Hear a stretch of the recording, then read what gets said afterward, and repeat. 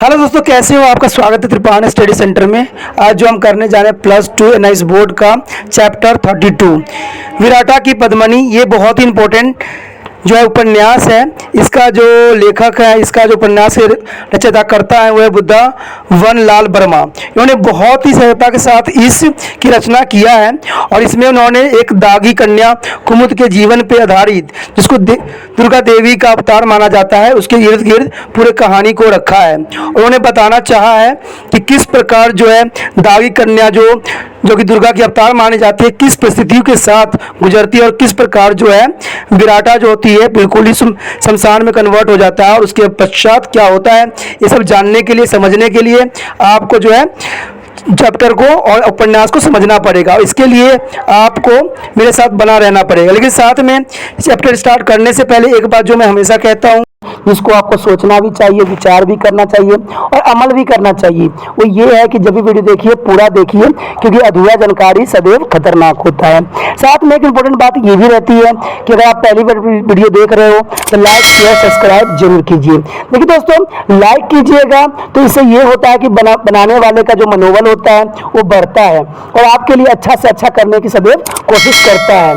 तो लाइक जरूर कीजिए और लाइक करके मुझे प्रोत्साहित कीजिए, जिससे मैं आपके लिए अच्छा से अच्छा और भी बेस्ट बना सकूं। और शेयर करना तो कहते हैं जग कल्याण के समान है। अगर आप दूसरे जरूरतमंद बच्चे हैं उनको अगर शेयर करते हैं और उन तक ये वीडियो पहुंचाते हो, तो इससे ये होता है कि अगर उनकी आवश्यकता थी और वो उसी वीडियो की प्रतीक्षा में थे और आपके थ्रू वो मिल गया है, तो वो आपकी शुक्रिया अदा करेंगे और आपको धन्यवाद देंगे और आपको जो है अच्छा भी कहेंगे। ठीक है। और सब्सक्राइब करना इसलिए इंपॉर्टेंट है कि आप वीडियो तब भेजोगे ना अपने दोस्तों के पास जब आपके पास ही पता लगेगा कि ये वीडियो उनके लिए है। तो सब्सक्राइब करोगे तभी आप तक इसका नोटिफिकेशन जो है मिलेगा और सही समय पर जो है दूसरे बच्चों को भी हेल्प कर पाओगे। दोस्तों, आप सोचते होंगे कि त्रिपाण स्टडी सेंटर जो है सिर्फ वो जो है एनआईएस बोर्ड के लिए ही वीडियो बनाता है या सिर्फ एक ही क्लास के लिए वीडियो बनाता है। ऐसा नहीं है दोस्तों, ये जो है कई मायनों में हर जगह जो है हेल्पफुल है, क्योंकि ये जो है 8th class 9th 10th 11th 12th CBSE के सभी चैप्टरों को जो है कवर करता है। प्लस जो है एनआईएस बोर्ड 10th हो या +2 हो, सभी सब्जेक्टों को कवर करता है। प्लस जो है ये पंजाब यूनिवर्सिटी के फर्स्ट सेमेस्टर से लेके 6th सेमेस्टर तक 8 सब्जेक्टों को जो है कवर करता है। और जो है बीए जो है बीए के बाद जो है एमए है। एमए में जिन बच्चों की जो प्रॉब्लम होती है उनको भी सोल्यूशन करने के लिए त्रिपाण स्टडी सेंटर सदैव अग्रसर है। तो कहते हैं इतना हेल्पफुल हो जाने के बाद भी अगर त्रिपाण स्टडी सेंटर को सब्सक्राइब नहीं करते हो तो आप दूसरे बच्चों को भी हेल्प नहीं कर पाओगे। तो सोचिए मत, विचार मत कीजिए, अभी त्रिपाण स्टडी सेंटर को सब्सक्राइब कीजिए, लाइक कीजिए, शेयर कीजिए और दोस्तों के साथ इसको व्हाट्सएप स्टेटस पे लगाइए। ठीक है दोस्तों, ये तो था आपके लिए। अब देखते हैं हमारे आज सिलेबस में क्या है। खंड 36। कुज्जर सिंह मुसावली वाले कुशक और चरवाहों के साथ विराट की ओर पैदल गया। वह अपने को प्रकट नहीं करना चाहता था।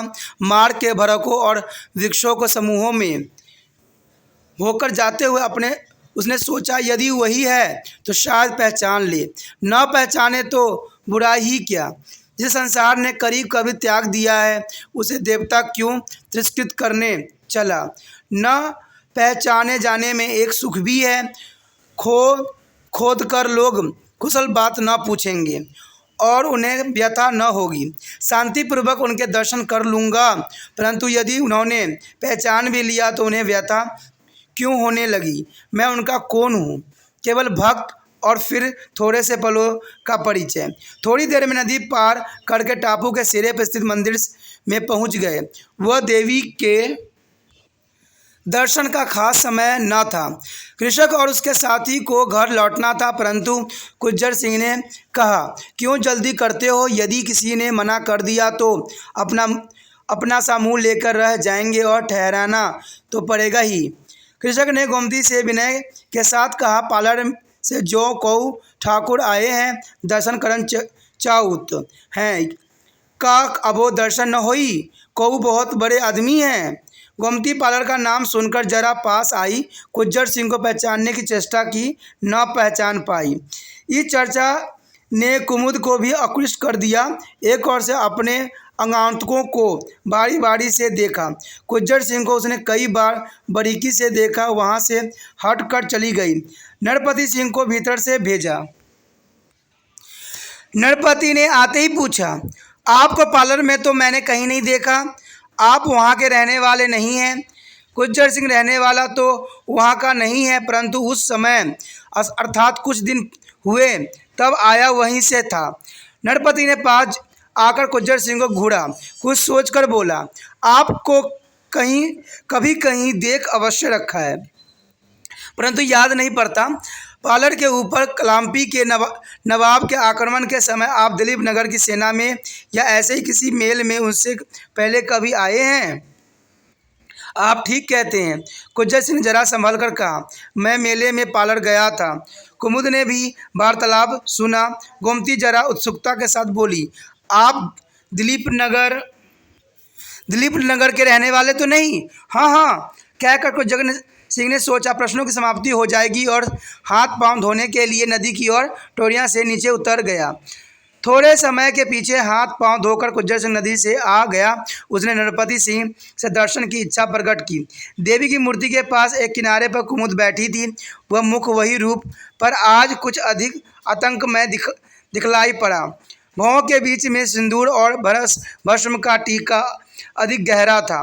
गुज्जर ने पुजारिन को एक बार चंचल दृष्टि से देखा, फिर देवी को समष्टक प्रणाम करके मन ही मन कुछ कहता रहा।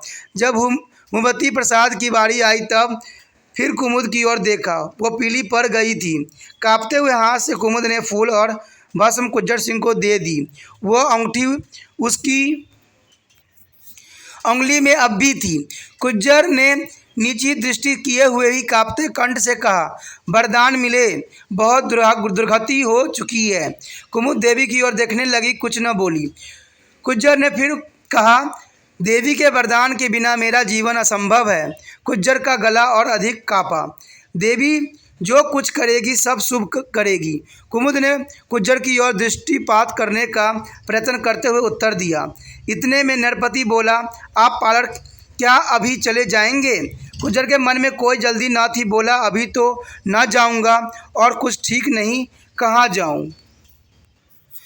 तो क्या आप दिलीप नगर जाएंगे? नरपति ने पूछा। वहाँ का भी कुछ ठीक नहीं है, गुज्जर ने संयम निविश्वास के साथ उत्तर दिया। कुमुद अपने सहज स्वाभाविक धैर्य को पुण्य प्राप्त सा करके भराए कंठ से बोली, इनको भोजन का प्रबंधन कर दीजिए। खंड 37। नरपति ने अपनी कोठरी में गुज्जर सिंह को स्थान दिया। भोजन के उपरांत नरपति गुज्जर के पास बैठ गया। दोनों एक दूसरे के साथ बातचीत करने से इच्छुक थे, परंतु यह निश्चित नहीं कर रहे थे कि चर्चा का आरंभ किया किस तरह जाए। नरपति ने पूछा, आप दिलीप नगर के रहने वाले हैं? जी हाँ। वहाँ का राजा कौन है? सुनते हैं कोई देव सिंह राज्य करते हैं। आपको मालूम तो है कैसे राजा हैं? गुज्जर चुप रहा। नरपति ने जिद करके पूछा, कैसा राजा है? प्रजा कोई कष्ट तो नहीं देता? अभी तो सिंहासन को अपने पैरों के नीचे बनाए रखने के लिए खून खराबी करता है। यह राज्य तो उन्हें महाराजा नायक सिंह ने दिया था। बिल्कुल झूठ बात है। नरपति सिंह ने पंडित प्रदर्शित करते हुए कहा, हमें भी ख्याल होता है कि महाराजा ने राज्य न दिया होगा, क्योंकि उनके एक कुमार थे। उनका क्या हुआ? अब क्या हुआ? राजकुमार नहीं है? सच सच बताइए। गुज्जर सिंह ने एक क्षण सोचकर कहा, नहीं, परंतु जो राजकुमार है वह किसी समय प्रकट अवश्य होगा। नरपति सिंह बोला, राजकुमार बड़ा सुशील और होनहार था। मैंने उनके लिए देवी से प्रार्थना भी की थी। उसे बेचारे को राज्य तब नहीं मिला तो कभी न कभी मिलेगा।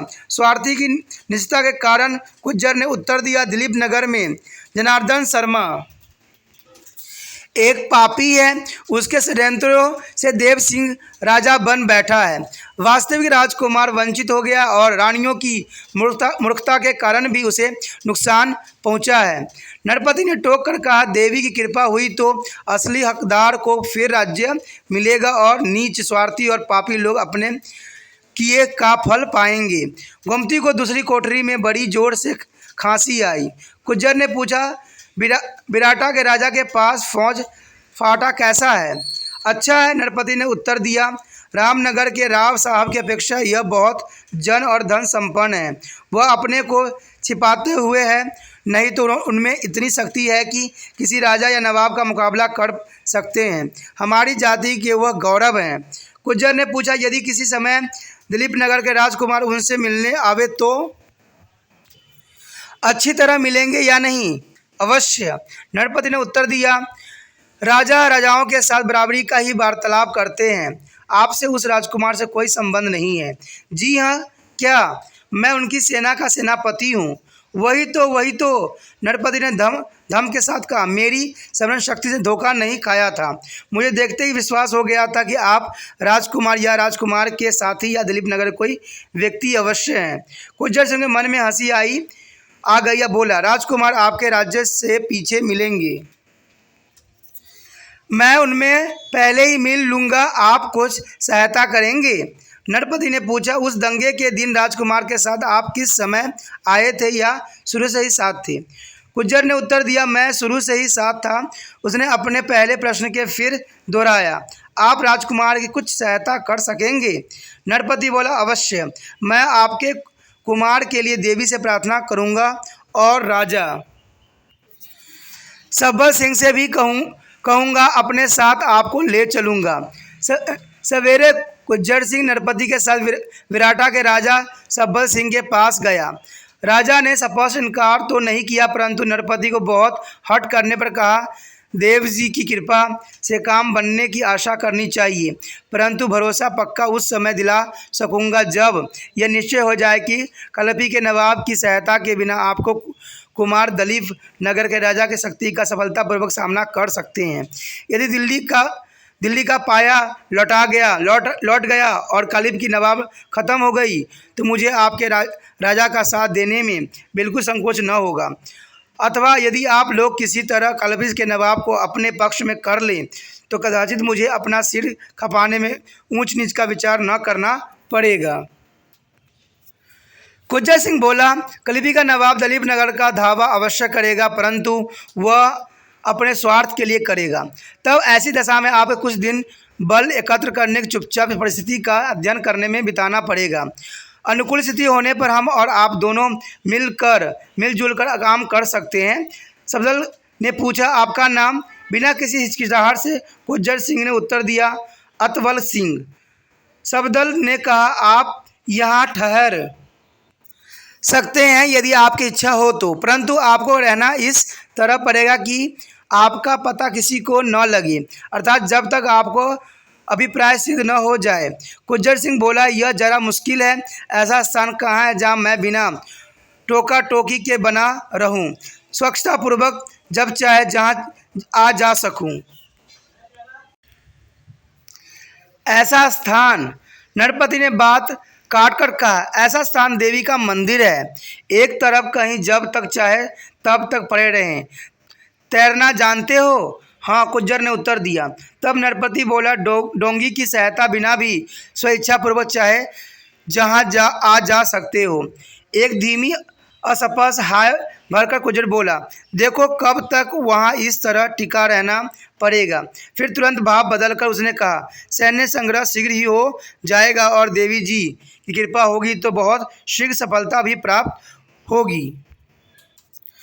खंड 38। गोमती को मालूम हो गया कि दागी राजा ने अपने को गुज्जर सिंह का सेनापति बताने वाला व्यक्ति को सहायता प्रदान का पक्का वचन न भी दे कर आश्रय दान दिया है। गोमती को अखरा, यद्यपि वह स्वयं दूसरे का आश्रित थी, परंतु अपने को धीरे धीरे दिलीप नगर की रानी समझने लगी थी और राजदेव सिंह के सब प्रकार के शत्रुओं के प्रति उसके जी में घृणा उत्पन्न हो गई थी।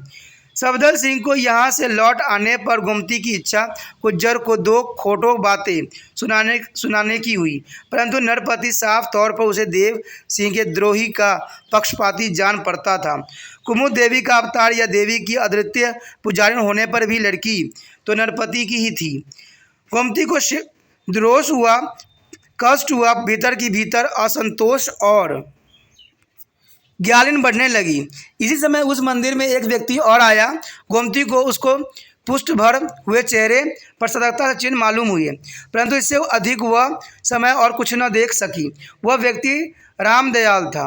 रामदयाल ने बहुत थोड़ी देर के लिए कुमुद को पार्लर में देखा था। गोमती को उसने देखा न था, इसलिए पहले उसकी धारणा हुई कि यही पुजारिन कुमुद है। गोमती भी सौंदर्यपूर्ण युवती थी। रामदयाल को उसे नेत्र अवश्य बहुत मादक जान पड़े। जरा सिर झुकाकर गोमती ने बोला, दूर से दर्शन करने आया हूँ। कहाँ से? गोमती ने बिना सोचे समझे पूछा। रामदयाल ने कुमुद को देखा था। गोमती को हाथ के संकेत से रोकता हुआ साफ बोला, मैं दूर से दर्शन करने आया हूँ। क्या इस समय दर्शन हो जाएंगे? मैं पूछकर बताती हूँ, गोमती ने उत्तर दिया।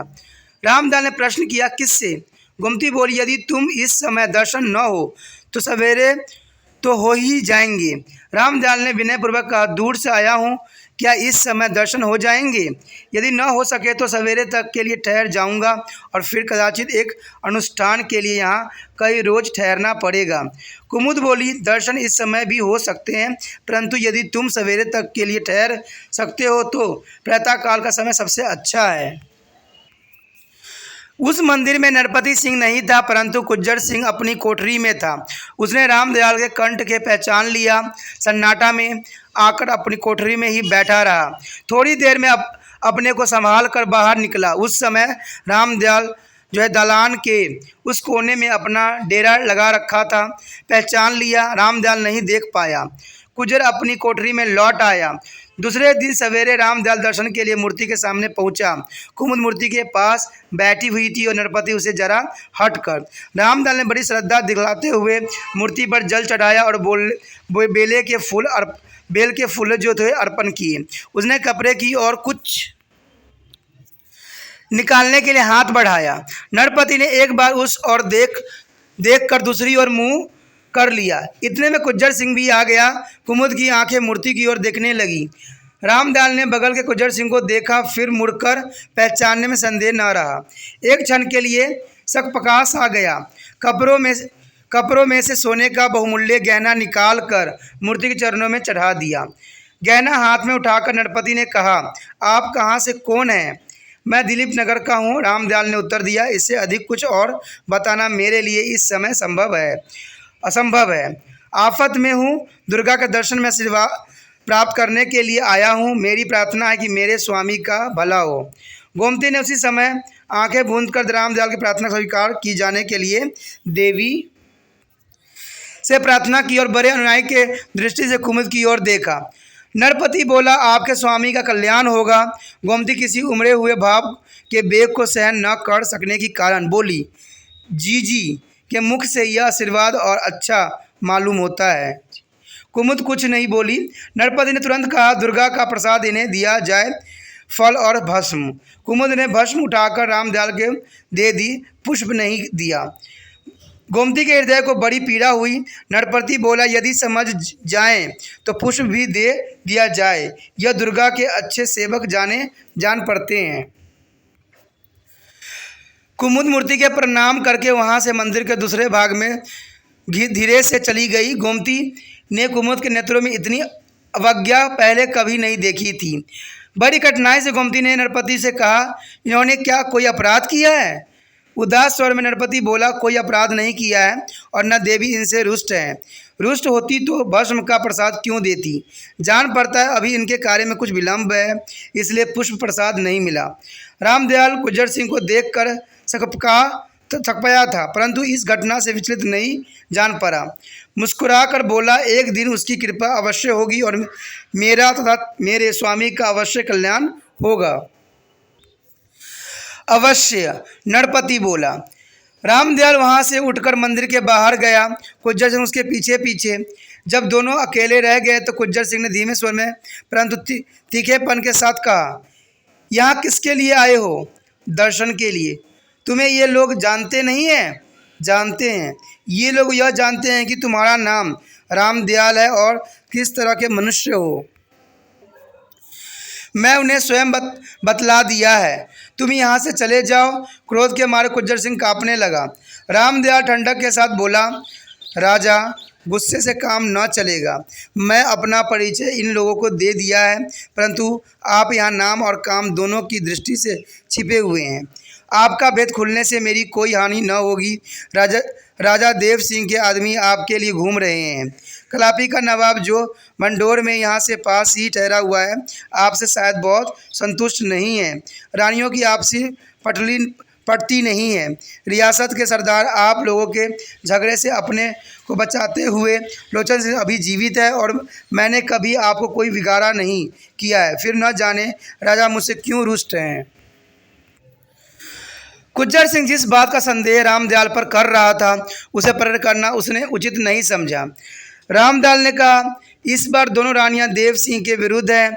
दोनों दिलीप नगर छोड़कर चली आई है। आप उसके साथ अपनी शक्ति सम्मिलित कर दे और कलापी के नवाब के साथ घृणा न करें तो दिलीप नगर का सिंहासन आपके पांव तले शीघ्र आ जाएगा। मैं सदा रानियों के सम्मान का ध्यान रखता आया हूँ, परंतु अनुचित कार्य का सहायक नहीं हो सकता। कलापी के नवाब के ऊपर भी कोई है, जानते हो? हाँ राजा, दिल्ली है, परंतु वहाँ किसी की कोई कुछ भी सुनने वाला नहीं मालूम पड़ता। ऐसे में मैं आप ही लोगों से सुना करता हूँ। खैर देखा जाएगा, परंतु मैं एक बात से तुम्हें सावधान करना चाहता हूँ। वह क्या है राजा? तुमने जिसके प्रति अपना अशुद्ध प्रयत्न पालन में किया था उसे दूर रहना, बहुत दूर, नहीं तो मैं सिंहासन प्राप्ति की अभिलाषा को एक और रख दूंगा और तुम्हें पछताने का भी समय न मिलने दूंगा। रामदयाल बोला, राजा यदि मैं कुछ किया था तो अपने मालिक की आज्ञा से। जो कुछ करूंगा अब अपने स्वामी की भलाई के लिए, परंतु मैं वचन देता हूं कि आपका मार्ग लांघने की चेष्टा न करूंगा। यदि आप मेरी प्रार्थना स्वीकार करें तो यही विनती करूंगा कि यहाँ न परे रहकर आप राज्य प्राप्ति का भी उपाय करें। मैं पूछता हूं, तुम उस लड़की से कल शाम को क्या घुल-मिल कर बात कर रहे थे? गुज्जर ने एकाएक पूछा। प्रश्न के आकस्मिक वेग से बिल्कुल विचलित न होकर रामदयाल ने उत्तर दिया, पुजारी से तो मेरी कोई बातचीत नहीं हुई। वह नहीं। गुज्जर जी कड़ा करके बोला, तुम उस दूसरी लड़की से घुल कर क्या बातें करते थे? वह कौन है, आप जानते हैं? रामदयाल ने दृढ़तापूर्वक पूछा। गुज्जर सिंह ने अवहेलना की दृष्टि से उसकी ओर देखा। रामदयाल ने कहा, वह राजा देव सिंह की रानी है। गुज्जर सिंह सन्नाटे में आ गया, एकदम पीछे हट गया, बोला, झूठ, असंभव। कोई उत्तर न देकर रामदयाल फिर मंदिर में चला गया। मंदिर में घुसते हुए रामदयाल ने नरपति मिला। वह कहीं बाहर जा रहा था। कनाफूसी सी करते हुए नरपति बोला, यहाँ के राजा के कुछ काम हो तो मेरे साथ चलो। रामदयाल बोला, अभी तो नहीं, किसी और समय चलूँगा। एक आध दिन यहाँ रहकर मैं काम से बाहर जाऊँगा, लौट कर फिर विनती करूँगा। नरपति चला गया। गोमती को एकांत में देखकर रामदयाल ने एक और बुलाने का सम्मानपूर्वक संकेत किया। वह आ गई। रामदयाल ने कहा, जिसे आपने गुज्जर सिंह का सेनापति समझ रखा था वह सेनापति नहीं है, तब कौन है? गोमती ने जरा चिंतित होकर पूछा। स्वयं गुज्जर सिंह ही है।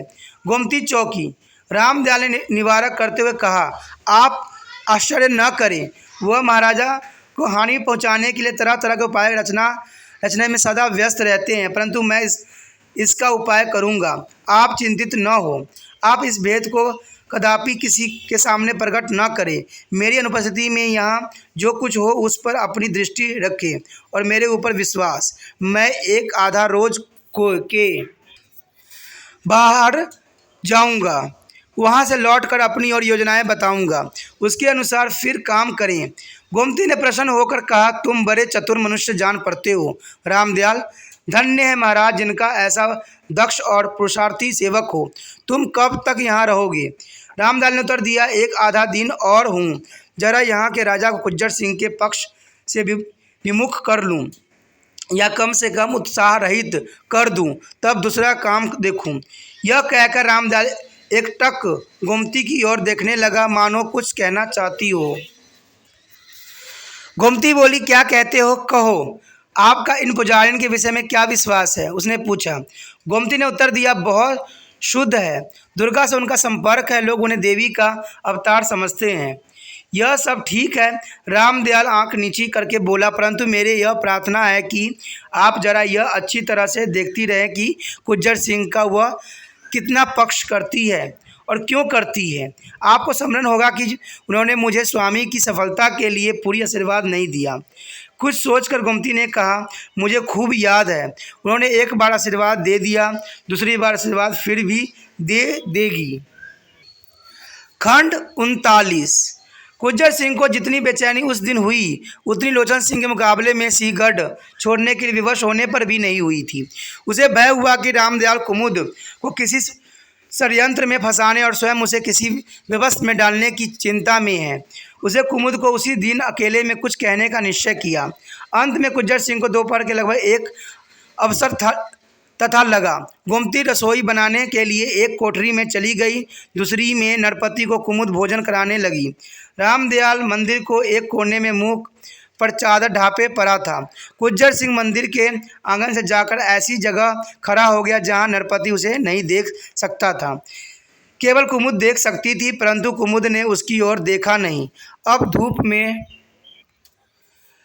खड़े खड़े कुमुद की ओर टटकी लगाए गुज्जर को कई पल बीत गए। तब उसने धीरे धीरे से पैर की आहट की। गुज्जर ने कुमुद के हाथ जोड़कर सिर से बुलाने का संकेत किया। देखकर भी वह कुछ समय तक वहीं बैठी रही।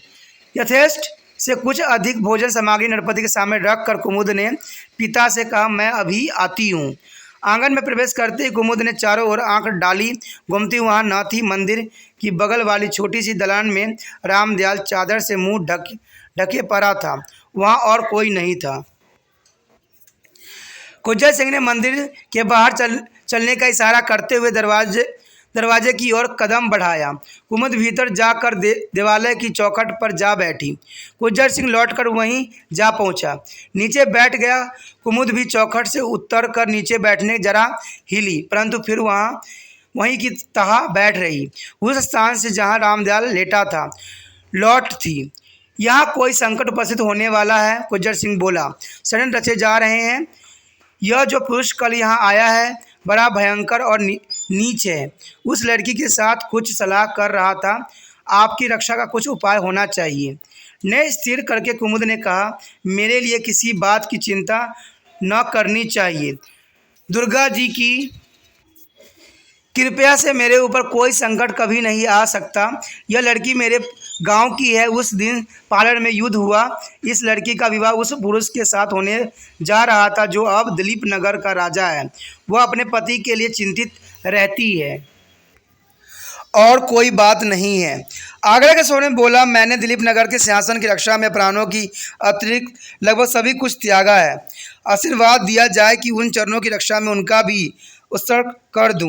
किसी अन्य को दूसरे के समय दिए गए वरदान का स्मरण करके कुमुद ने कहा, आपको ऐसी कोई चिंता न करनी चाहिए। कुमुद ने विश्वासपूर्ण स्वर में बात कही, परंतु उसमें किसी तरह की अवहेलना न थी। गुज्जर सिंह ने हाथ जोड़कर कहा, आशीर्वाद चरणों के लिए ही जीवन धारण करूं। कुमुद के मुख पर लालिमा छा गई। नेत्रों में निष्कोषता का वह भाव न रहा।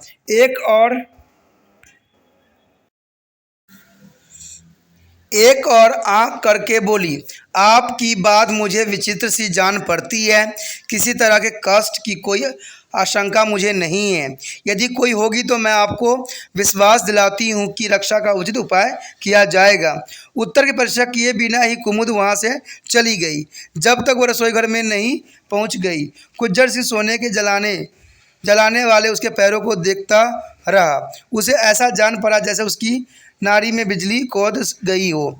जब वहाँ से चला तब उसकी आंखें में तारे से चिटक रहे थे।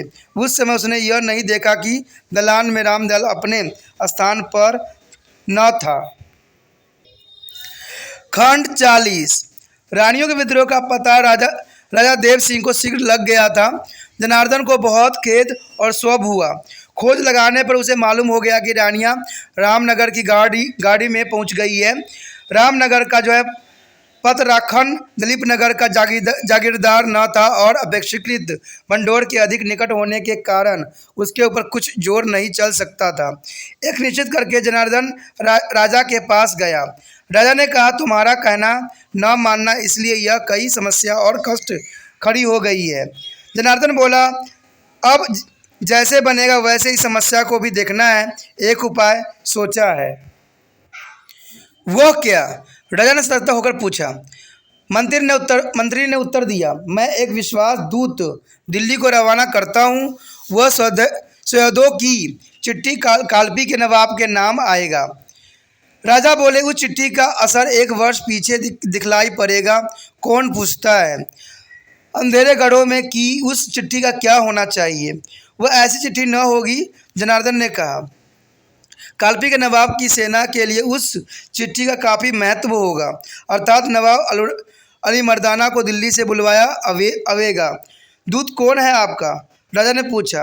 हकीम जी, मंत्री ने उत्तर दिया। वह स्वयं शहद और राजनीति में भी निपुण है और वह हमारे राज्य में कुछ विरस्त से भी रहते हैं। राजा ने कहा, नहीं महाराज। जनार्दन बोला, आपके आदर और विश्वासपूर्ण बर्ताव के कारण वह बहुत संतुष्ट है। मुझसे भी मित्रता का कुछ नाता मानते हैं। उनके बाल बच्चे यही हैं और यह कृतज्ञ हृदय पुरुष हैं। दिलीप नगर दिल्ली के मुगल सम्राटों का सहायक रहता चला आया है। हकीम जी की बात माननी जाएगी और अलमर्दाना को अपना हट छोड़ना ही पड़ेगा। वो इधर उधर कहीं थोड़े दिन के लिए चला जाए, फिर रानियों के विद्रोह का दमन बहुत सहज हो जाएगी। राजा ने कहा, मुठभेड़ टल जाए तो अच्छा है, नहीं तो हमें एक जोर का हमला कलापी के नवाब पर भांडोर में शायद करना पड़ेगा। विलम्ब होने से रानियां बाहर कुछ सरदारों को अपनी ओर कर लेगी और हमारे यहाँ के भी कुछ मनमुटाव रखने वाले जागीरदार उभर पड़ेंगे। उधर गुज्जर सिंह भी अभी बने हुए हैं। जनार्दन बोला, वैसे उनकी ओर से बहुत कम खटका है। किसी बात पर बहुत दिन जमे रहना उनके स्वभाव में नहीं है। आजकल वह विराटा की ओर है। यदि उन्होंने अलमर्दाना के साथ संधि कर भी ली तब अवश्य अवस्था कुछ कष्ट संदेह हो जाएगी। उनका छोटी रानी के साथ मेल शायद हो जाए, परंतु अलमर्दाना के साथ न होगा। मैंने उनकी गति की परख के लिए जासूस छोड़ रखे हैं। ठीक बात मालूम होने पर निवेदन करूँगा। तब तक मैं हकीम जी को दिल्ली भेजकर अलमर्दाना का प्रबंधन करता हूँ। जनार्दन को इस निर्णय के अनुसार हकीम को दिल्ली भेजा गया। खंड 41। भंडोर का पुराना नाम लोग भद्रवती बताते हैं। यह पहुल नदी के पश्चिमी किनारे पर बसा हुआ है। खंडरों पर खंडर हो गया है। किसी समय बड़ा भारी नगर रहा होगा। अब मस्जिदों और स्वयंतलयों के मंदिर के सिवा और खास इमारत नहीं बची है। पहुज के पूर्वी किनारे पर जंगल में दबा और भरकों में कटा हुआ एक विशाल प्राचीन नगर है। नदी के दोनों ओर भरकों और मैदानों, टीलों और पहाड़ियों के श्रृंखला क्रम है। पहुल छोटी सी परंतु पानी वाली नदी है और बड़ी सुहावनी है। भंडोर से 2-2.5 कोस दक्षिण पूर्व की ओर, जहाँ से कुछ अंतर पर लहराती हुई पहुज नदी उत्तर पश्चिमी की ओर आई है, सलोन बरौली की पहाड़ी है। इनके बीच में पत्थर का एक विशाल तथा बहुत प्राचीन मंदिर है। मंदिर में महादेव जी की मूर्ति प्रतिष्ठित है। यहाँ से विराटा पश्चिमी की ओर करीब 6 कोस है। यही अलमर्दाना अपनी सेना के लिए पड़ा था। एक दिन रामदयाल अंधेरे में अलमर्दाना की छवनी में आया। जरा दिक्कत के बाद अलमर्दाना के डेरे पर पहुंचा। काले खां उसके पास मौजूद था। रामदयाल को अलमर्दाना से पहचान लिया। पूछा, तुम यहाँ कैसे आ गए? सुना था कैद में हो। कैद में अवश्य था, परंतु छूट कर आया हूँ। महारानी भी कैद कर ली गई थी, परंतु वह भी स्वतंत्र हो गई है। अब वह कहाँ है? रामनगर में, राव पतराखंड की गाड़ीगढ़ में। अलमर्दाना ने आश्चर्य प्रकट किया। उन जैसी वीर स्त्री शायद ही कहीं हो। कैसी जवान मर्द और दिलेर है। मुझे उनकी राखी बंद भाई होने का अभिमान भी है। रामदयाल बोला, प्रण निभाने का ठीक समय आ गया है। दिलीप नगर पर चढ़ाई करने के लिए प्रार्थना करने को यहाँ भेजा गया हूँ। अलमर्दाना ने कहा, मैं दिल्ली समाचार के लिए ठहरा हुआ हूँ। इस लड़ाई में उलझ जाने के बाद यदि दिल्ली का ऐसा समाचार मिला जैसे दूसरी जगह जाने का निश्चय करना पड़ा तो बुरा ही होगा। परंतु रामदयाल ने विनती की, आप हम लोगों को जो है मुझधार में नहीं छोड़ सकते। परंतु रामदयाल ने विनती की, आप हम लोगों को मझधार में नहीं छोड़ सकते। महारानी आपके भरोसे कैसे स्वतंत्र हुई? बड़ी रानी ने भी अब की बार उनका साथ दिया है। अब तो राज्य कुछ अधिक सरदार उनके साथ होंगे। अलमर्दाना ने सम्मति प्रकट की। सरदार महारानी के साथ हैं। यह उन्होंने साथ देने का वचन भी दिया है। रामदयाल ने उत्तर दिया, वचन दिया है। अवसर आते ही रणस्थल पहुंच जाएंगे। गुज्जर सिंह कहा, उनकी विषय में भी निवेदन करने के लिए आया हूँ। एक बार काले खां और फिर अलमर्दाना की ओर देखकर रामदयाल बोला, मैं आपको अच्छी तरह जानता हूँ। आप गुज्जर सिंह के भली भांति परिचित हैं। वो इस समय विराटा की गढ़ में है। राजा देव सिंह शायद अकेले ही लड़ने की चिंता कर रहे हैं। अलमर्दाना ने कहा, विराट के सफदर सिंह का क्या गुज्जर सिंह का तरफदार है? नहीं सरकार, उन्होंने कोई वचन नहीं दिया है। विराट के राजा को अभी पता भी नहीं है कि गुज्जर सिंह गढ़ी में है। यह कैसे? अलमर्दाना ने आश्चर्य किया। रामदयाल बोला, गढ़ में देवी का मंदिर है। पालड़ की वही पुजारी लड़की उस मंदिर में छुपी हुई है और वह वही गुज्जर सिंह भी है। काले खां ने कहा, हाँ। अलमर्दाना ताज्जुब हुआ। हाँ सरकार। सरदार रामदयाल बोला, मैं अपनी आंखों से देख आया हूँ। अलमर्दाना ने कुछ सोचकर कहा, मैं कुछ दिनों से पता लगा रहा था परंतु मुझे सफलता नहीं मिली। काले खां बोला, अब तो हुजूर के पक्का पता लग गया है, कोई शक नहीं रहा। यह सब ठीक है, अलमर्दाना ने कहा, परंतु मैं मंदिर की पुजारी के साथ कोई जादी नहीं करना चाहता। काले खां ने आग्रह किया, मंदिर या मूर्ति के साथ जायदी करने का हुजूर ने कभी इरादा जाहिर नहीं किया, परंतु मेरी विनती है कि वह पुजारी देवी या मंदिर तो है नहीं। काले खां। अलमर्दाना ने दृढ़ता के साथ कहा, हिंदू लोग उस पर विश्वास करते हैं, वह अवतार हो या न हो। मैं हिंदुओं को जीज दुखाने वाले किसी काम को न करूँगा। रामदयाल हाथ जोड़कर बोला, दीनबंधु, वह न तो अवतार है और न कुछ और है। मैं अपनी आंखों से सब बात देख आया हूँ। उसका बाप हद दर्जों का लालची है और वह स्वयं गुज्जर सिंह के पंजे में शीघ्र आने वाली है। क्या? अलमर्दाना ने आश्चर्य सूचक प्रश्न किया। हुजूर को रामदयाल की साख का यकीन करना पड़ेगा। काले खां ने कहा। अलमर्दाना थोड़ी देर तक चुप रहा। सन्नाटा छाया रहा। रामदयाल ने सम्मत भंग की, बोला, सरदार मेरे साथ वेश बदल कर चले तो अपनी आंखों से देख लें। अलमर्दाना ने काले खां की ओर गुप्त रीति से देखा। एक क्षण बाद बोला, मुझे महारानी साहब से बातचीत करने के लिए एक दिन जाना है। वेश बदलकर विराटा भी हो जाऊंगा, परंतु मैं चाहता हूं कि महारानी के पास का जाना अभी किसी को मालूम न हो। मैं काले खां को भी साथ ले चलूंगा।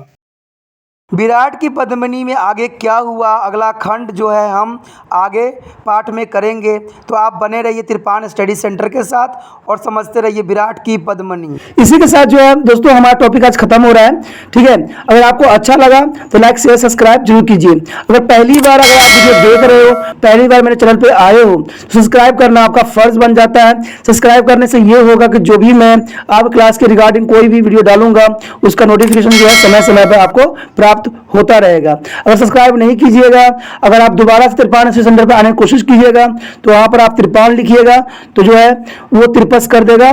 ठीक है, जो आप गूगल पर सर्च करेंगे तो तिरपस कर देगा, जिससे वजह से आप जो है मेरे वीडियो का जो है फायदा नहीं उठा पाओगे। तो सोचिए मत, विचार मत कीजिए, सब्सक्राइब कीजिए। आप सोचते होइएगा कि मेरे जो एग्जाम खत्म हो जाने के मेरा क्या जरूरत है तिरपान स्टडी सेंटर से। ठीक है, तो इसलिए सब्सक्राइब नहीं करने का सोचिएगा। लेकिन दोस्तों ऐसा नहीं है, तिरपान स्टडी सेंटर जो है बहुत हेल्पफुल है। क्योंकि ये जो है आपके 8th class 9th 10th 11th 12th जो आर्ट्स के सब्जेक्ट को कवर करता ही है, प्लस जो है ये NIC बोर्ड के जो है 10th प्लस 2 को भी कवर करता है। साथ में BA जो है फर्स्ट ईयर से लेकर 6 सेमेस्टर तक बच्चों के लिए ये अग्रसर रहेगा आर्ट्स सब्जेक्ट में। तो सोचिए नहीं, विचार नहीं कीजिए, काफी जो है तिरपान स्टडी सेंटर का फायदा ही फायदा है। ठीक है, अगर आप मुझे प्रोत्साहित करोगे तो आपके लिए मैं तरह तरह के वीडियो बनाऊंगा जो आपको फायदा पहुंचाएगा। एग्जाम के तौर पर मैं आपको जो है पेपर भी आपको सोल्यूशन करके दिखाऊंगा जो आपके लिए फायदेमंद रहेगा। अगर नहीं सब्सक्राइब कीजिएगा मेरा मनोबल घटेगा, तो हो सकता है कि आपको फिर दोबारा मैं ना वीडियो बनाऊं और आपको फायदा ना पहुंचाऊं। तो अभी भी नहीं सोचिए, मेरा जितना आप फैलाइएगा, जितने दूसरे बच्चों के साथ शेयर कीजिएगा, उतना जो है मैं आपके लिए कार्य करने में अग्रसर रहूंगा। ठीक है दोस्तों, इसे सोचिए मत, विचार मत कीजिए, अभी सब्सक्राइब कीजिए और अपने व्हाट्सएप स्टेटस पे लगाइए और दूसरे बच्चों के साथ भी शेयर कीजिए। ठीक है दोस्तों, अपना ध्यान रखना। बाय।